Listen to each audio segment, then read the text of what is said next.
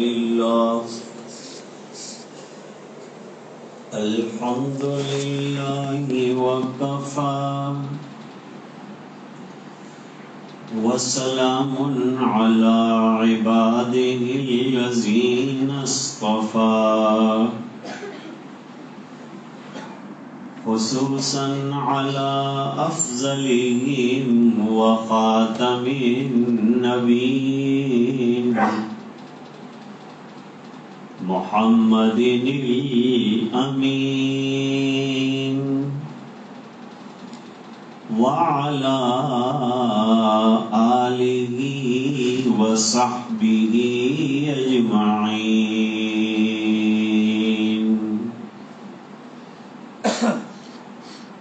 أما بعد فأعوذ بالله من الشيطان الرجيم بسم الله الرحمن الرحيم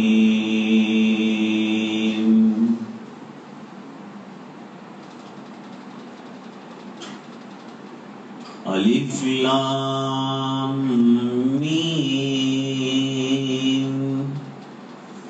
ذلك الكتاب لا ريب فيه هدى للمتقين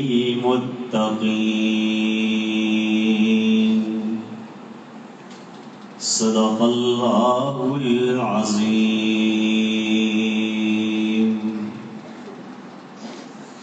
اللهم صل على سيدنا محمد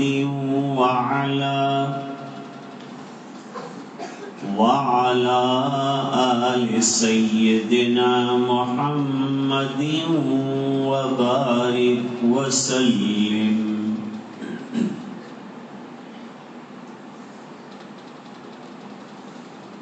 حضرات علماء، بزرگوں، دینی بھائیوں اور طلباء عزیز،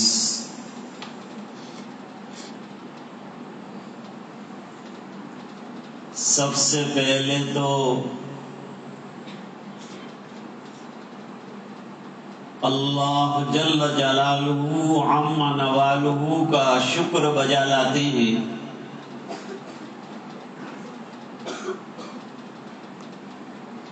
کہ اس نے ہمیں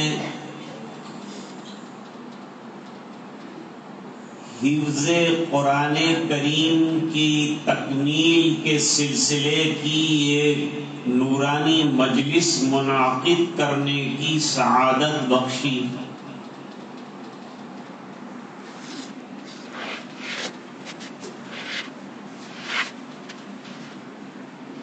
ثانیاً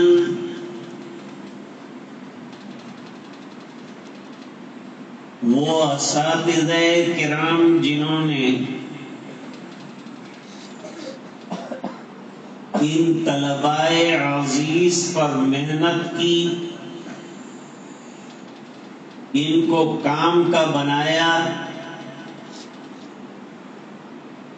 اور ان کے سینوں کو قرآن کریم سے منور فرمایا.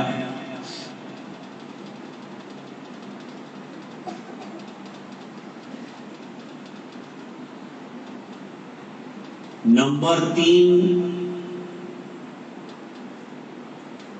وہ والدین بھی قابل مبارکباد ہیں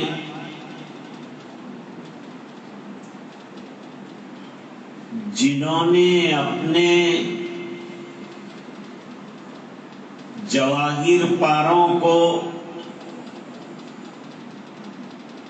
قرآن مقدس جیسی کتاب کے حوالے کیا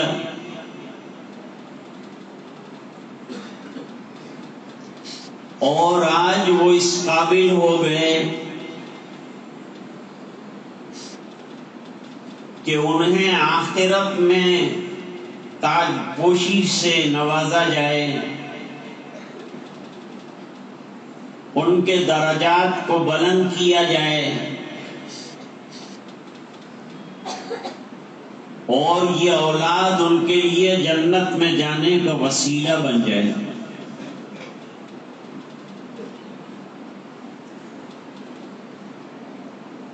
قرآن کریم کے بغیر زندگی کیا ہے؟ گر تمی خواہی مسلمان زیستن، نیست ممکن جز بقرآن زیستن.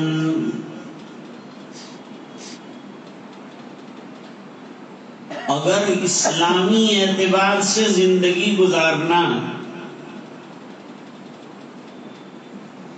ایمانی اعتبار سے زندگی گزارنا ہے، اللہ چاہے طریقے سے زندگی گزارنا،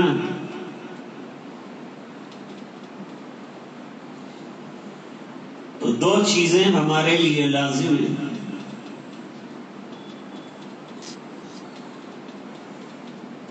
ایک تو ہمارے سامنے کتاب مقدس اور قرآن کریم ہو،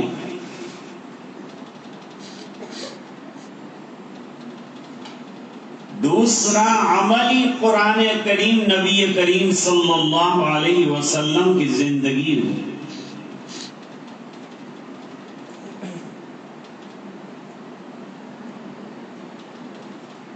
یہ زندگی جو ہم جی رہے ہیں اس کو زندگی نہیں کہتے.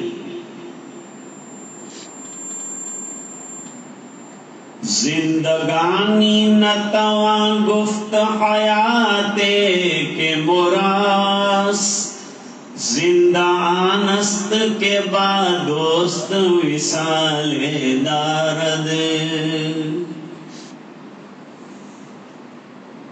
شاعر کہتا ہے جو زندگی میں گزار رہا ہوں اس کو زندگی نہیں کہتے.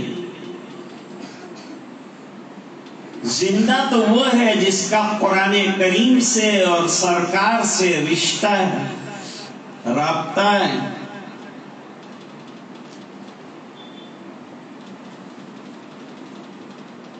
جو سنتوں سے کٹا، قرآن کریم سے کٹا، زندگی سے کٹ گیا، اس کی زندگی ایک حیوانی زندگی ہو جاتی.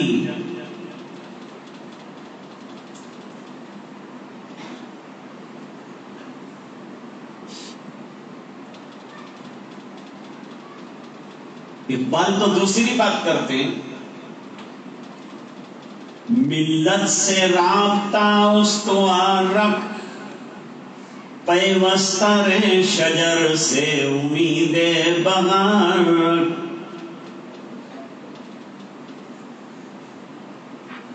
قرآن کریم والا شجر، سرکار مدینہ جناب رسول اللہ صلی اللہ علیہ وسلم کی سنتوں والا پانی، یہ اگر زندگی میں رہے گا تو زندگی رہے گی اور اسے زندگی جینے کا مزہ آئے گا.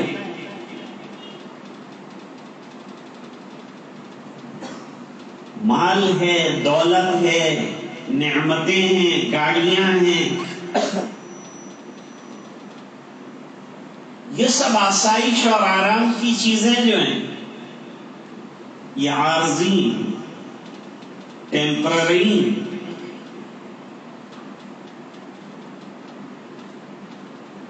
اصل عیش کیا ہے؟ اصل آرام کیا ہے؟ اللہم لا عیش الا عیش الآخرہ فاغفر الانصار والمہاجرہ. مکے والے کہتے تھے نبی کریم صلی اللہ علیہ وسلم سے کہ ہم تمہاری مدد تو کیا کریں گے، تمہاری دین کی جڑیں نکال کر رکھ دیں گے.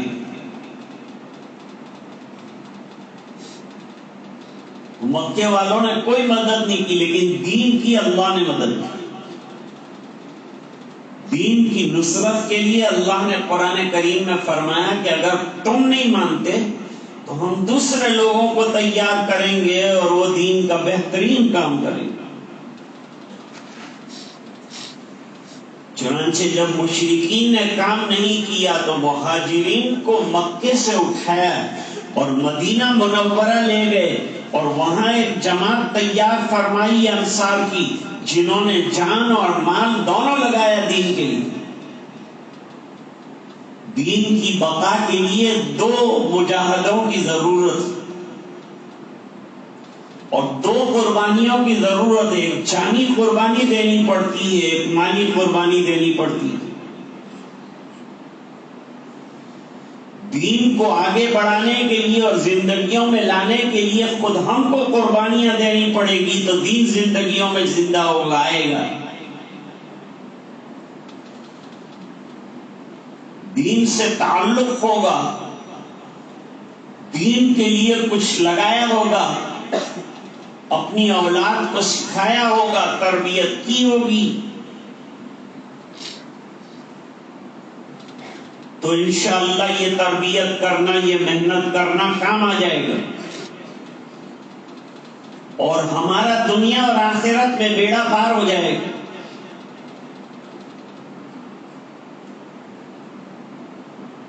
حضرت ابو بکر رضی اللہ تعالیٰ عنہ کا زمانہ آیا، نبی کریم صلی اللہ علیہ وسلم دنیا سے تشریف لے گئے، اور نبی دنیا سے کب جاتا ہے؟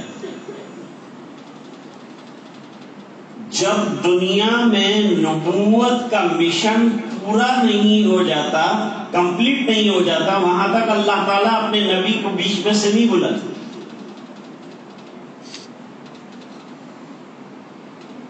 جب دین مکمل ہو گیا اور مشن مکمل ہو گیا، قرآن کریم میں اعلان آ گیا، الیوم اکملت لکم دینکم واتممت علیکم نعمتی ورضیت لکم الاسلام دینا۔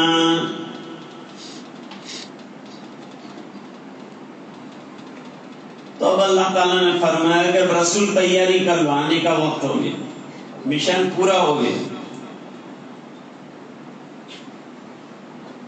جو نعمت آپ کے ذریعے سے امت کو دینا چاہیے تھا وہ نعمت دے دی گئی،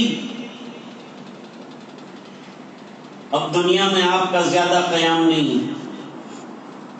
اس کا اشارہ وہاں دیا سورہ نصر میں، اذا جاء نصر اللہ والفتح وَرَأَيْتَ النَّاسَ يَدْخُلُونَ فِي دِينِ اللَّهِ أَفْوَاجًا فَسَبِّحْ بِحَمْدِ رَبِّكَ وَاسْتَغْفِرْ إِنَّهُ كَانَ تَوَّابًا۔ قرآن کریم کو بہت غور سے پڑھا تھا، تلاوت سے انشاءاللہ ثواب ملے گا، اور بغیر سمجھے پڑھنے پر بھی اللہ تعالیٰ ثواب عطا فرمائیں گے، لیکن قرآن اتارا گیا ہے سمجھنے کے لیے، لعلہم تتفکرون، لعلہم یتفکرون، لعلہم یتذکرون، لعلکم تعقلون۔ یہ سب آیتیں بتاتی ہے کہ یہ قرآن کریم سمجھنے کے لیے، اور سمجھے گا تو اس کے اوپر عمل اچھی طرح کر سکے گا۔ اس لیے مدارس کا نظام رکھا ہے کہ بچہ پہلے مکتب میں الف با تا قاعدہ تمام چیزیں پڑھ لے، اور پڑھنے کے بعد پھر بڑے درسگاہ میں جائے اور وہاں جا کر قرآن کریم کے معانی کو سمجھے، اور معانی کو سمجھنے کے بعد پھر اس کے بعد اس پر عمل کرنا اس کے لیے آسان ہو جائے۔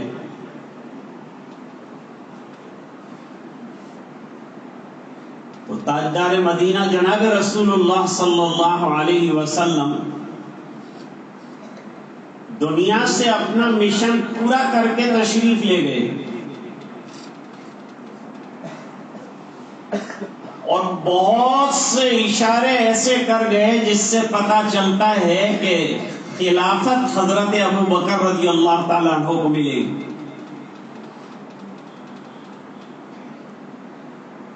چنانچہ روایت میں ہے کہ مرض الوصال میں آپ نے فرمایا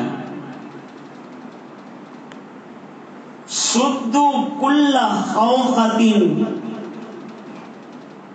الا خوخۃ ابی بکر، جتنی کھڑکیاں چھوٹی چھوٹی مسجد نبوی میں کھلنے والی ہیں وہ تمام بند کر دی جائے اور ایک ابو بکر کی کھڑکی کھلی رکھی جائے اس بنا پر کہ اب خلافت کے زمانے میں بار بار ان کو آنا پڑے۔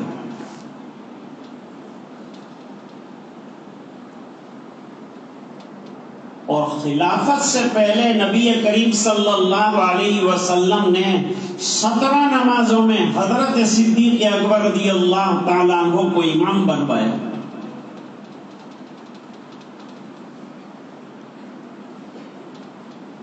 یہاں تک کہ مشرکین بھی حضور پاک صلی اللہ علیہ وسلم کے بعد حضرت ابو بکر رضی اللہ تعالیٰ عنہ کا نام گنتے تھے علم کے اعتبار سے۔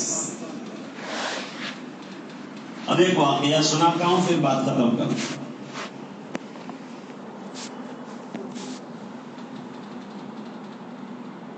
صدیق اکبر رضی اللہ تعالیٰ عنہ نے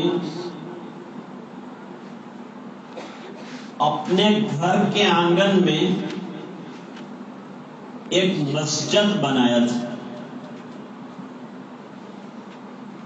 اپنے گھر کے سامنے آنگن تھا، اپنی پریمائسز تھی، اس کے اندر ایک مسجد بنائی تھی۔ ویسے جس کو اللہ تعالیٰ نے وسیع مکان بنانے کا موقع دیا ہو اس کو اپنے کمروں کے اندر ایک کمرہ عبادت کا بنانا چاہیے تاکہ گھر والے اور خود بھی نوافل کا اہتمام وہاں کریں۔ فرائض کے لیے مساجد ہیں اور نوافل اور سنن کے لیے گھر ہیں، لیکن چونکہ آج کل لوگ مسجد سے نکل کر اتنے مصروف ہو جاتے ہیں کہ گھر تک جا نہیں سکتے، تو یوں کہا کہ پھر مسجد میں ہی پڑھ لیا کرو، نہ پڑھنے کے بجائے مسجد ہی کے اندر سنتیں اور نوافل جتنا پڑھنا ہے پڑھ لو، پھر باہر نکلو۔ حالات کے پیش نظر سرکار نوافل اور سنن تمام گھر میں پڑھتے تھے۔ تو حضرت ابو بکر رضی اللہ تعالیٰ عنہ 2 چیزوں کے بڑے شوقین تھے، نماز کے، قرآن۔ قرآن کریم سے عشق تھا حضرت ابو بکر رضی اللہ تعالیٰ عنہ کو، وہ واقعے کی انتہا پر پتہ چلے۔ اور نمازیں پڑھتے تھے، وہاں آنگن کے اندر مصلی بچھایا اور نماز پڑھتے تھے، آنے جانے والے دیکھتے تھے۔ یہ بھی بہت بڑی دین کی دعوت ہے، لوگ دیکھتے جائیں، یہ دعوت ہے۔ کیسا رکوع، کیسا سجدہ، ابو بکر کا رکوع کیا کہنا، سجدہ کیا کہنا، عبادت کیا کہنا، نماز کیا کہنا۔ جانے آنے والے لوگ کھڑے ہو جاتے تھے اور کبھی قرآن کریم میں ایسی دھن کے ساتھ پڑھتے تھے حضرت ابو بکر رضی اللہ تعالیٰ عنہ کہ مشرکین رو پڑتے تھے اور عورتیں بے قرار ہو جاتی تھی اور بچے بے چین ہو جاتے تھے۔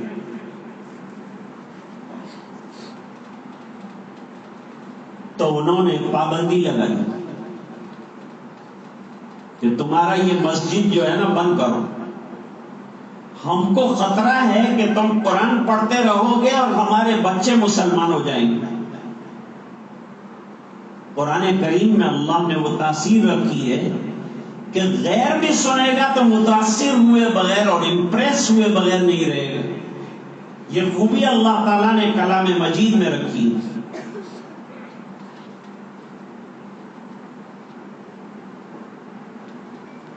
کئی مرتبہ کہلوایا کہ بھئی بند کر دو یہ قرآن کریم کا پڑھنا، لیکن نہیں مانے۔ حضرت صدیق اکبر رضی اللہ تعالیٰ عنہ نے کہا کہ قرآن کے بغیر جینا کیا ہے، زندگی کیا ہے؟ قرآن کریم تو مسلمان کی روحانی زندگی کی بیٹری ہے۔ جیسے بیٹری کے بغیر موبائل نہیں چلتا، فون نہیں چلتا، چیزیں نہیں چلتی، اسی طرح سے مسلمان کی زندگی قرآن کی بیٹری کے بغیر چل ہی نہیں سکتی۔ آج بڑے افسوس اور غم کی بات یہ ہے کہ شاید اور باید مسلمانوں کا غریب سے غریب گھر ایسا ہو کہ اس کے اندر قرآن کریم نہ ہو، لیکن بہت مکانات ایسے ہوں گے کہ جس میں تلاوت نہیں ہوتی۔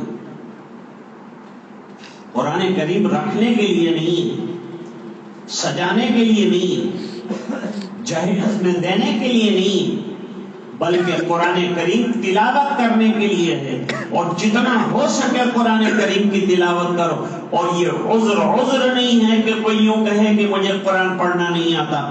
جب انسان کو کمپیوٹر آ سکتا ہے، 80 سال کے بوڑھے کو موبائل چلانا آ سکتا ہے، تو اللہ کی کتاب زبان پر کیوں چل نہیں سکتی؟ قرآن کریم گھر میں رکھو بھی، پڑھو بھی، تلاوت بھی کرو۔ خیر بہت جب حضور پاک صلی اللہ علیہ وسلم کے یہ جانثار جو ہے پریشان ہو گئے، ان کے روکنے کی وجہ سے اور منع کرنے کی وجہ سے،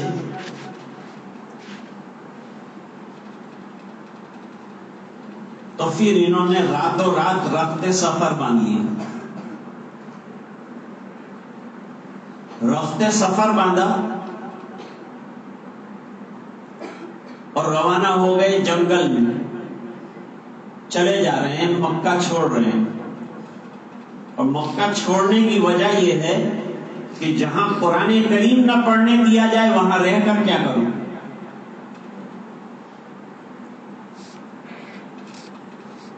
آج کوئی گھر میں ایسا ہے جو گھر کو اس لیے چھوڑ رہا ہو کہ اس گھر میں قرآن کی تلاوت نہیں ہو، اس لیے میں نہیں ٹھہروں گا۔ ٹیلی ویژن چل رہا ہے، موبائل چل رہے ہیں، تو قرآن کریم کیوں نہیں پڑھا جا رہا ہے؟ کیا وجہ ہے؟ ہمارے پاس جب تمام چیزوں کے لیے ٹائم ہے تو اللہ کی کتاب کے لیے ٹائم نہیں؟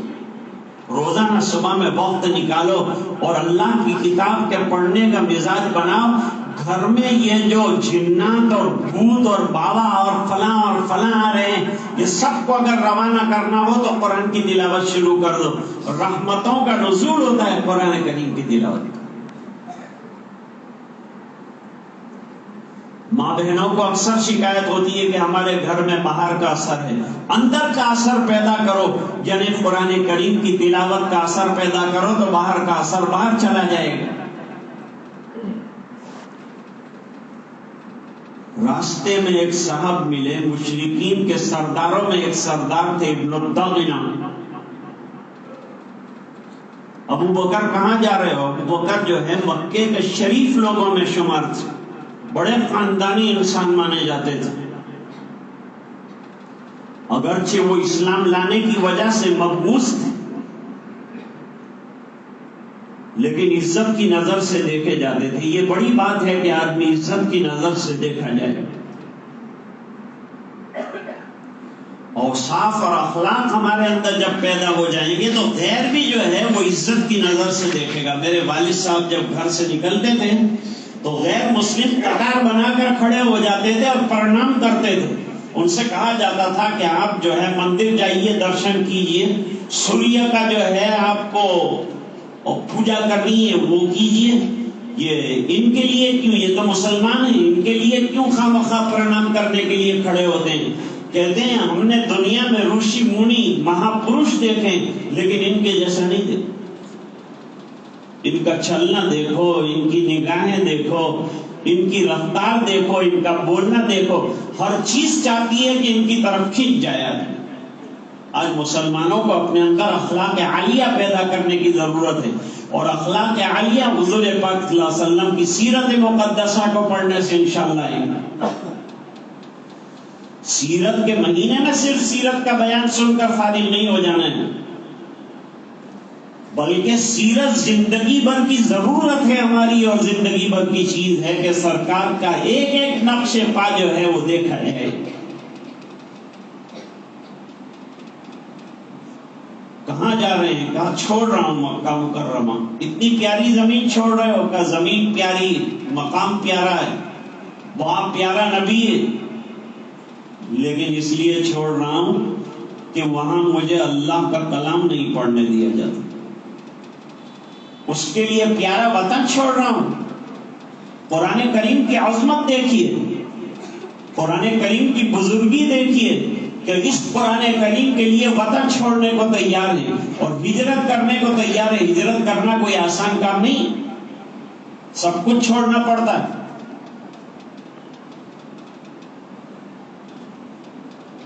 بعد میں سمجھا کر ابن الدغنہ جو ہیں وہ حضرت ابو بکر رضی اللہ تعالیٰ عنہ کو واپس لائے. اس شرط پر واپس آئے ہیں صدیق اکبر رضی اللہ تعالیٰ عنہ کہ میں آنگن میں قرآن کریم پڑھوں گا، مجھے پڑھنے سے کوئی نہ روکے تو حاضری دوں گا اور مکہ دوبارہ آ جاؤں گا. خیر یہ واقعہ تو یہی میں مختصر کرتا ہوں. تو جناب رسول اللہ صلی اللہ علیہ وسلم دنیا سے تشریف لے گئے تو مخالفین کھڑے ہو گئے. حضرت ابوبکر خلیفہ بنے، اس لیے حضرت صدیق اکبر رضی اللہ تعالیٰ عنہ کی روایات جو ہیں وہ بڑی قیمتی ہیں لیکن کم ہیں. یہ کمی کی وجہ یہ ہے کہ 2 سال نظام اسلامی اور اسلامی مملکت اور حکومت کو درست کرنے کے اندر حضرت ابوبکر رضی اللہ تعالیٰ عنہ کا ٹائم گیا ہے. پورا اسلامی مملکت کو سیٹ کرنا اور سیٹل کرنے کے اندر کافی وقت گزرا ہے اور مد مخالف کھڑا ہو گیا. افراد مخالفت کے لیے کھڑے ہو گئے. ایک گروہ ایسا بھی کھڑا ہوا کہ جس نے یوں کہا کہ زکوٰۃ جو بیت المال کو ہم دیا کرتے تھے حضور پاک صلی اللہ علیہ وسلم کے زمانے میں، وہ اب زکوٰۃ ہم لوگ انڈیویجول جو ہے اس کو استعمال کریں گے، خرچ کریں گے، لیکن بیت المال کو نہیں دیں گے.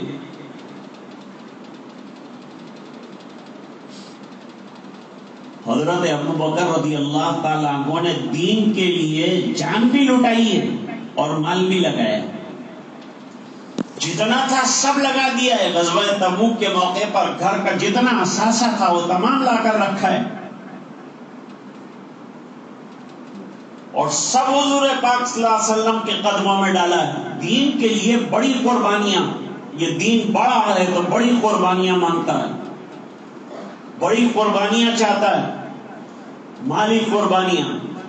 آج مجھے بڑی خوشی ہوئی جب میں نے دیکھا کہ یہ 3 بچوں کے لیے پڑھے لکھے ڈاکٹر حضرات اور وکلاء اور بڑے دولت مند حضرات نے اپنی دولتوں کا منہ کھولا اور انہوں نے نشاور کیے، ان کو نوازا اور ان کو انعامات دیے. دین کے لیے دو، خرچ کرو اللہ کے راستے میں، کمی کبھی بھی نہیں ہوگی. اللہ کے دین کے لیے خرچ کرنے والوں کو اللہ تعالیٰ دیتا ہی رہتا ہے، کمی نہیں ہوتی. حضرت عثمان غنی رضی اللہ تعالیٰ عنہ نے اتنا دیا ہے، تبوک کے موقع پر اتنا دیا ہے کہ سرکار نے فرمایا کہ آج کے بعد کوئی نیک عمل نہ کرے نا حضرت عثمان تو بھی کوئی حرج کی بات نہیں، اتنا راضی ہوں میں اس سے اور اللہ بھی اتنے راضی ہیں حضرت عثمان غنی رضی اللہ تعالیٰ عنہ سے. لیکن حضرت عثمان کو اتنا دینے کے بعد اللہ نے اتنا مال دیا کہ اکیلے مسجد نبوی بنائی، مال ختم نہیں ہوا. عبد الرحمن ابن عوف رضی اللہ تعالیٰ عنہ نے بہت بڑا اثاثہ غزوہ تبوک کے موقع پر لگایا. بعض لوگ تھے جنہوں نے کئی وسق کھجوریں جو ہے دے دی.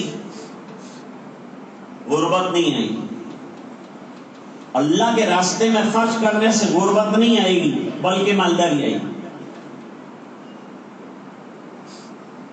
تو حضرت صدیق اکبر رضی اللہ تعالیٰ عنہ نے مال بھی لگایا ہے اور ہر قدم پر حضور پاک صلی اللہ علیہ وسلم کے ساتھ رہے، غار میں بھی رہے ہیں اور مزار میں بھی رہے.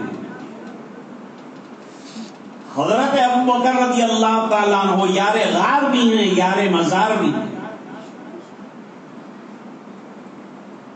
اتنا ساتھ دیا ہے کہ نبی کریم صلی اللہ علیہ وسلم نے فرمایا کہ کہ میں سب کے احسانات کا بدلہ کچھ نہ کچھ درجے میں دے سکتا ہوں، لیکن حضرت ابو بکر رضی اللہ تعالیٰ عنہ کا جو احسان ہے اس کا بدلہ صرف اللہ دے سکتا۔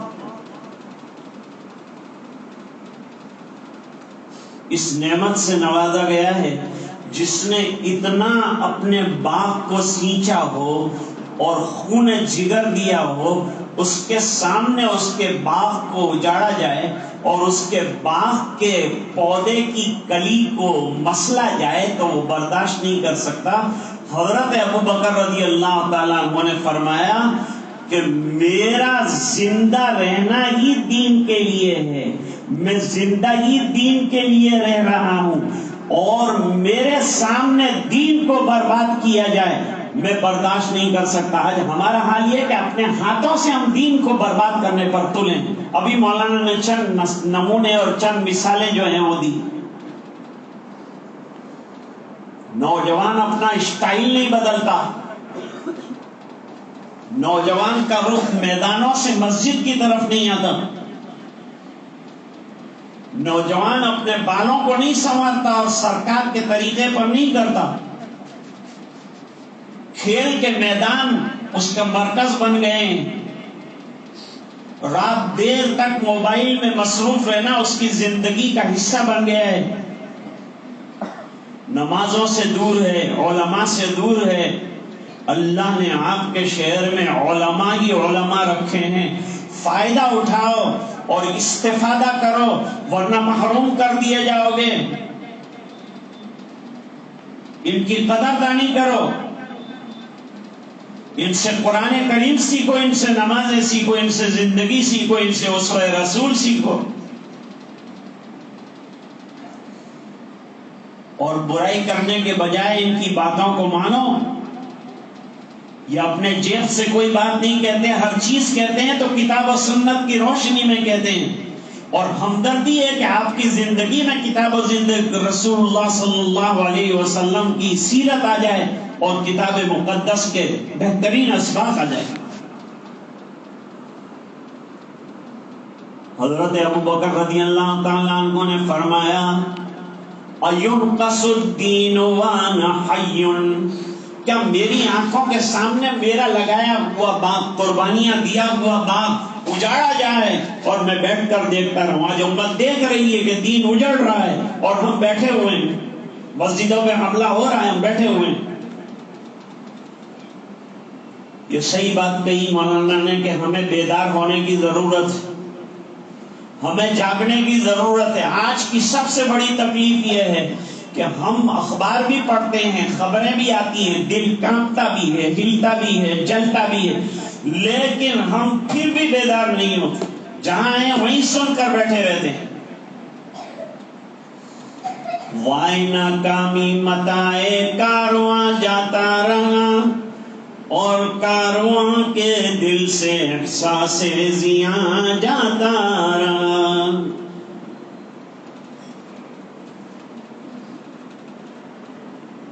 آج اصل میں مسلمان جیسا ہونا چاہیے ایسا رہا ہی نہیں، اس کی زندگی میں دین نہیں رہا ہے، نام کا مسلمان رہ گیا ہے۔ اب ضرورت ہے ہمیں کہ ہمارے پاس ایسے حضرات موجود ہیں جن کی چھتر چھایا کے نیچے اپنی زندگی کو بنانا چاہیے۔ تو حضرت صدیق اکبر رضی اللہ تعالیٰ عنہ نے فرمایا کہ میری آنکھوں کے سامنے دین کو اجاڑا جائے اور میں بیٹھ کر دیکھتا رہوں، یہ نہیں ہوگا۔ زکوٰۃ میں اگر بیت المال کو ایک رسی کوئی دیتا تھا اور آج اگر نہیں دے گا تو میں اس سے لڑوں گا اور مقابلہ کروں گا اور دین کی بقا اور دین کی تحفظ کے لیے اپنا اکیلا جان لگا دوں، کوئی میرے ساتھ چلے کہ نہ چلے۔ مشرکین مکہ کہتے تھے کہ ہمارے پاس دولت ہے، ہمارے پاس مال ہے، ہمارے پاس اولاد ہے، ہمارے پاس خزانے ہیں، ہمارے پاس کمی نہیں ہے کسی چیز کی۔ اے مسلمانوں تمہارے پاس کیا ہے؟ اللہ نے فرمایا کہ ان کو بتاؤ کہ تمہارے پاس بہت بڑی نعمت ہے اور وہ نعمت قرآن ہے. اس سے بڑی کوئی نعمت ہی نہیں ہو سکتی. اتنی بڑی نعمت ہم نے آپ کو دی ہے. دولت ہیچ ہے اس کے سامنے, مال ہیچ ہے اس کے سامنے, پراپرٹیوں کی کوئی حیثیت نہیں قرآن کریم کے مقابلے میں. وَلَقَدْ آتَيْنَاكَ سَبْعًا مِّنَ الْمَثَانِي وَالْقُرْآنَ الْعَظِيمِ. مسلمانوں سے کہا گیا کہ تم ذرا بھی ان کی مال اور دولت پر رال نہ ٹپکانا, اس بنا پر کہ ہم نے تم کو بہت بڑی نعمت سے مالا مال کیا ہے, اور یہ خزانہ اتنا بڑا خزانہ ہے کہ دنیا کا کوئی خزانہ اس کی برابری نہیں کر سکتا. جب اللہ نے اتنی بڑی نعمت عطا فرمائی ہے تو ہمارا فرض یہ بنتا ہے کہ ہم اس کی قدر کریں. قدر کرنے کا طریقہ یہ ہے کہ خود پڑھنے والے بن جائیں, اور اگر ہم حفظ نہیں کر سکتے تو ہماری اولاد کو حافظ بنائیں. ایک اور بات آپ کو بتاؤں, اس امت میں اللہ تعالیٰ نے بہت ٹیلنٹ رکھا ہے, بہت خوبیاں اور بہت کوالٹیز رکھی. پہلے لوگ کہا کرتے تھے کہ بھئی اسکول کے ساتھ بچہ جو ہے قرآن یاد نہیں کر سکتا. آج الحمدللہ آپ کے گودرا میں, ہمارے یہاں سورت شہر میں ایسے مدرسے ہیں جہاں بچے ایک طرف قرآن کریم حفظ کر رہے ہیں اور دوسری طرف اسکول کے اندر بہترین مارکس کے ساتھ جو ہے وہ نمبر بھی لا رہے ہیں. اللہ نے یہ صلاحیت عطا فرمائی. برطانیہ میں نے دیکھا کہ طالب علم اور اسٹوڈنٹ جو ہے صبح میں اسکول جا رہا ہے اور بڑا مارکر ہے,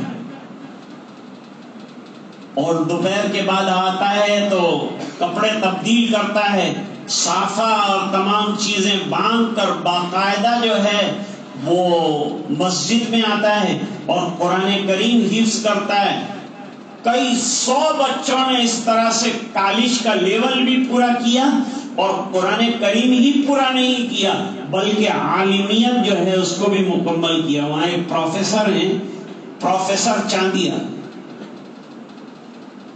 ان کو اللہ تعالیٰ نے علم بھی پہلے عطا فرمایا, بہترین تفسیر کرتے ہیں اور علم بہترین. اس کے بعد جو ہے وہ آکسفورڈ یونیورسٹی چلے گئے اور وہاں جا کر انہوں نے جو ہے ورلڈلی ایجوکیشن جو ہے اس کو کمپلیٹ کیا, اور کمپلیٹ کرنے کے بعد آج وہ بہترین انگریزی میں تفسیر کرتے ہیں اور دشمنوں کا جواب دیتے ہیں اور مخالفین کے جوابات برابر دیتے ہیں. تو ہمارے پاس نالج کی ضرورت ہے, ہمارے پاس علم کی ضرورت. اور یہ جو ہے غلط فہمی ہو گئی ہے کہ بھئی علماء جو ہے وہ دنیا پڑھنے سے روکتے ہیں. علماء ایسی دنیا سے روکتے ہیں جو آپ کو دنیا میں لے جائے اور دین سے کاٹ ڈالے. آج بہت کم بچے, آج ایک عالم صاحب سے گفتگو ہو رہی تھی کہ پہلے ہمارے مدرسوں کے اندر اور دارالعلوم کے اندر گودرا کے 50 بچے ہوا کرتے تھے, ایک جماعت میں 8 10. آج پورے مدرسے میں 3 بچے. کیوں؟ کہاں جا رہے ہیں ہمارے بچے؟ کیوں نہیں پڑھا رہے ہم لوگ؟ پڑھاؤ, تعلیم دو. دنیا کی تعلیم یاد رکھو, دنیا کی ڈگریاں اور دنیا کی کرسیاں حاصل کرنے کے لیے ہے, تو دین کی تعلیم جو ہے وہ جنت کو حاصل کرنے, اللہ کی رضا حاصل کرنے کے لیے. دین کے علم سے کمانا نہیں. آپ دنیا کا ایجوکیشن بہترین طریقے پر حاصل کر کے, اچھی ڈگری حاصل کر کے آپ دنیا میں کام کیجئے, خدمت انجام دیجئے. اور اگر آپ کے پاس دینی نالج ہے تو انشاءاللہ آپ کا کوئی بال بیکا نہیں کر سکے گا, کوئی آپ کو مرتبے سے اور مقام سے ہٹا نہیں سکے گا. اگر آپ کے پاس کمال ہو تو صاحب کمال کو کوئی جو ہے ٹال نہیں سکتا ہے. بہت سی مثالیں ہیں اس ملک میں. کہ مسلمان بہترین پوسٹ کے اوپر پہنچا ہے اور نمازوں کے ساتھ پہنچا ہے، روزے اور تلاوتوں کے ساتھ وہ رہا ہے. اس لیے میں کہا کرتا ہوں کہ ہمیں جو ہے وہ بہترین ڈاکٹر بھی چاہیے، ہمیں بہترین لائر بھی چاہیے جو انصاف کے ساتھ، حق پسندی کے ساتھ کام کرنے والا. ہمیں بہترین انجینئر بھی درکار ہے، ہمیں بہترین سائنسدان بھی چاہیے، لیکن یہ سب کو بہترین مسلمان بھی ہونا چاہیے. اس کو نہایت عمدہ اسلامی تعلیم سے آراستہ کیا جانا چاہیے. آج سب سے زیادہ ضرورت ہے کہ ہم اپنی اولاد کو، جہاں پروپیگنڈا کیا جا رہا ہے کہ دین سے آتنکوادی پیدا ہوتے ہیں، ہمیں آگے بڑھنا پڑے گا، ہمیں محنت کرنی پڑے گی، اور ہمیں اپنی اولاد کو دین اور دنیا دونوں کا بہترین سے بہترین ایجوکیشن. اگر آپ اپنے بچے کو ٹیوشن پڑھاتے ہیں اور 500 روپے دیتے ہیں تو ایک عالم کو رکھیے اور اس کو 1000 روپیہ دے کر اپنے بچے کو بہترین قرآن کریم پڑھانے کی مشق کروائیے. اگر آپ مدرسے نہیں بھیج سکتے، حالانکہ مدرسے میں بھیجنے کے مستقل فوائد ہیں، اس سے ایک ماحول بنتا ہے، بچے کا ایک ذہن بنتا ہے، اس کے عقیدے مضبوط ہوتے ہیں. اور آج سب سے زیادہ اگر محنت کرنے کی ضرورت ہے تو عقائد پر محنت کرنے کی ضرورت ہے. میں ایک بار پھر ہمارے یہ تینوں نونہالوں کو مبارکباد پیش کرتا ہوں. مفتی ساجد صاحب نے بڑی محنت کر کے کئی مہینے پہلے جو ہے یہ پروگرام لیا تھا، اور اس پروگرام کے مطابق اللہ تعالیٰ نے مجھے پہنچایا اور دوسرے علماء کرام بھی تشریف لائے. آپ حضرات نے بہت دیر تک بیٹھ کر پروگرام کو سنا ہے. یہ پروگرام اسی لیے رکھے جاتے ہیں تاکہ ہمارے سامنے ہمارے بچوں کی صلاحیتیں آئیں اور ہم اپنے بچوں کو قرآن کریم پڑھانے والے، ان کو اچھے سے اچھی بہترین دینی تعلیم دینے والے بنے، اور اس کے لیے مال اور خزانے کو خرچ کر ڈالیں. شادی میں اتنا خرچ کرنے کی ضرورت نہیں ہے جتنا کہ آج ہم کو اپنی اولاد پر دینی تعلیم کے لیے اور دنیاوی تعلیم کے لیے پیسہ خرچ کرنے کی ضرورت ہے. اسراف سے بچیے. مال کتنا بھی اللہ نے دیا ہو لیکن صحیح راستے پر اس کو لگائیے تو اللہ تعالیٰ برکتیں عطا فرمائیں گے. میں حضرت مفتی ساجد صاحب کو بھی مبارکباد پیش کرتا ہوں اور مدرسے کے احباب کو بھی مبارکباد پیش کرتا ہوں کہ وہ بہت اچھی طرح سے مدرسے کو رن کر رہے ہیں، چلا رہے ہیں. اللہ تعالیٰ عافیت کے ساتھ اور خیریت کے ساتھ یہ مدرسے کو، اور اس کے علاوہ جتنے مدارس چل رہے ہیں، مکاتب چل رہے ہیں، ان تمام کو اللہ تعالیٰ جاری ساری رکھے.